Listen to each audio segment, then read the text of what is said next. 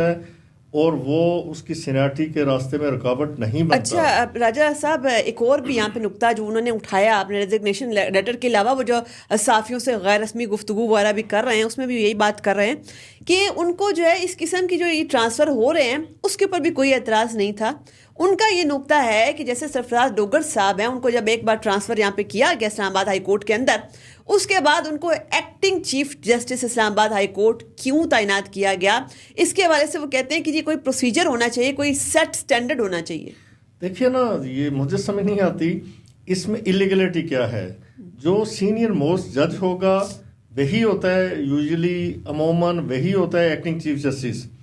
تو جو سرفراز ڈوگر صاحب ہیں، ہی از اے سینئر موسٹ جج ان اسلام آباد ہائی کورٹ، تو انہی کو ایکٹنگ چیف جسٹس ہونا تھا. تو اس میں تو کوئی قطعاً غیر قانونی یا غیر آئینی بات نہیں ہے، یا ماورائے آئین کو سٹیپ نہیں اٹھایا گیا. تو وہ he was eligible, he was competent to be elevated as a acting Chief Justice of Islamabad High court. اچھا، تو پھر یہ اگر کسی بھی قسم کا کوئی اس پہ اعتراض بھی نہیں بنتا، کوئی غیر قانونی چیز بھی نہیں ہے، کوئی irregularity بھی نہیں ہے، تو پھر ہم یہ بھی دیکھتے ہیں کہ ابھی جو حالیہ لاہور ہائی کورٹ، اسلام آباد ہائی کورٹ بار ایسوسی ایشن کے جو الیکشنز ہوئے ہیں، وہ ان کے بارے میں یہ تاثر یہ جا رہا ہے کہ جی یہ ایک کیٹیگوریکل میسج ہے to the powers to be and to the executive regarding 26 amendment. اس کے حوالے سے اس کے ساتھ ساتھ جو یہ چیزیں سینیورٹی کے معاملات، تو یہ جو ٹرانسفرس والے معاملات جو پیدا ہو رہے ہیں، تو پھر یہ میسج کس کو دیا انہوں نے؟ دیکھیں سارا، میں نہیں سمجھتا کہ 26 امینڈمنٹ کے بعد کوئی اس کے یہ اثرات ہیں جس کی وجہ سے اسلام آباد ہائی کورٹ کے یا کچھ اور ہائی کورٹس کے الیکشن ہوئے. لاہور ہائی کورٹ پرٹیکولرلی، جہاں پہ جو گروپ ہے جسے لیڈ کرتے ہیں اعظم وزیر طارر صاحب، آج کل تو وہ فیڈرل لا منسٹر ہیں، لیکن انہی کے نام سے وہ گروپ جانا اور پہچانا جاتا ہے. پہلے اس کی مرحومہ آسمہ جہانگیر صاحبہ وہ لیڈر تھیں. تو یہ روٹین میٹر ہے. آپ دیکھیے کہ 26 امینڈمنٹ ہوئی ہے اکتوبر کے آغاز میں، 12 یا 13 اکتوبر شاید اس کی ڈیٹ تھی.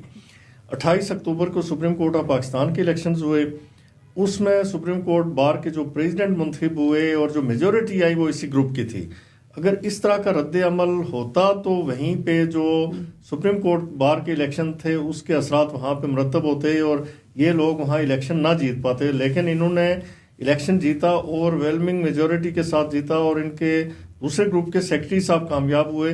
یعنی میجورٹی دوسری طرف ہے، اس کی ایگزیکٹو کو دیکھا جائے، اس کے جو وائس پریزیڈنٹس ہیں انہیں دیکھا جائے تو میجورٹی ویسٹ ود دی اعظم وزیر طاررز گروپ.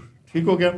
اب دوسرا جو ابھی ہائی کورٹ کے الیکشن میں دیکھیے، بات یہ نہیں ہوتی کہ یہ تاثر غلط ہے کہ پی ٹی آئی کو ووٹ دیا گیا. حامد خان صاحب اس گروپ کو لیڈ کرتے ہیں، لیکن اس گروپ کے اندر پی ٹی آئی کے علاوہ جماعت اسلامی، یعنی پچھلے سال لاہور ہائی کورٹ بار کے جو صدر بنے تھے اسد منظور بٹ صاحب، ان کا تعلق جماعت اسلامی کے ساتھ ہے. تو اس طرح بہت سارے گروپس ہیں. اور وکلا کے الیکشن سیاسی بنیادوں پہ نہیں ہوتے، لوگ کسی پولیٹیکل پارٹی کو ووٹ نہیں دیتے. اور جو اعظم وزیر طارر صاحب کا گروپ ہے اس میں سارے لوگ کوئی 90% لوگ نون لیگ کے نہیں ہیں، مختلف پارٹیز کے لوگ ہیں. گروپس کی پالیٹکس ہوتی ہے. تو بعض اوقات کینڈیڈیٹ پہ بھی ڈیپینڈ کرتا ہے کہ آپ کا کینڈیڈیٹ کیسا ہے، کتنا پروفیشنل ہے. اگر پروفیشنل ہے تو پھر ساتھ یہ ہوتا ہے کہ اس کا لوگوں کے ساتھ انٹریکشن کتنا ہے، ووٹرز کے اندر پاپولر کتنا ہے، اس کی کمپین کیسی رہی، یا اس کا جو پینل بنا یا اس کے ساتھ جو باقی لوگ جوڑے گئے ان کی کیا صورتحال تھی. تو اسلام آباد ہائی کورٹ میں جو حامد خان صاحب کے گروپ سے ہیں وہ واجد گیلانی صاحب جیتے پریزیڈنٹ، لیکن باقی سارے لوگ دوسرے گروپ کے جیتے ہیں. نائب صدر بھی، سیکریٹری بھی، جوائنٹ سیکریٹری بھی، فائنانس سیکریٹری، وہ سارے دوسرے گروپ کے ہیں. تو یہ گروپس کی ہوتی ہے کہ جس نے زیادہ بہتر کمپین چلا لی، جو وکلا کے اندر زیادہ پاپولر ہے، جو جس نے جس کی مہم اچھی چلی، جس نے الیکشن کو پراپر طریقے سے مینیج کیا، وہ جیت جاتا ہے. اچھا، یہ آپ نے بڑی کمپلیکسٹیز جو ہے اور ساری نیٹی گریٹیز بھی بتا دی کہ کیسے الیکشنز ہوتے ہیں بار ایسوسیشنز کے. ابھی recently Chief Justice of Pakistan Yahya Afridi نے مدعو کیا پرائم منسٹر آف پاکستان کو میٹنگ کے لیے. وہ پہنچے ان کے پاس، ایک بڑی خوشگوار میٹنگ ہوئی. پھر انہوں نے اسی طریقے کی ایک میٹنگ جو ہے وہ اپوزیشن رہنماؤں کے ساتھ بھی کی.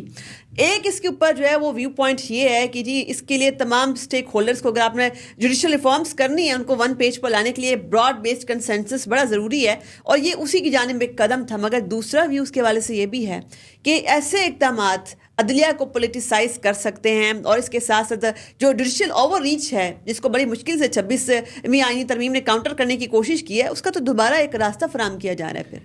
جی نہیں، میں نہیں سمجھتا کہ اس سے عدلیہ پولیٹیسائز ہو جائے گی. دیکھیں ایگزیکٹو 3 آرگنز ہیں ہماری اسٹیٹ کے، یا کسی بھی اسٹیٹ کے 3 آرگن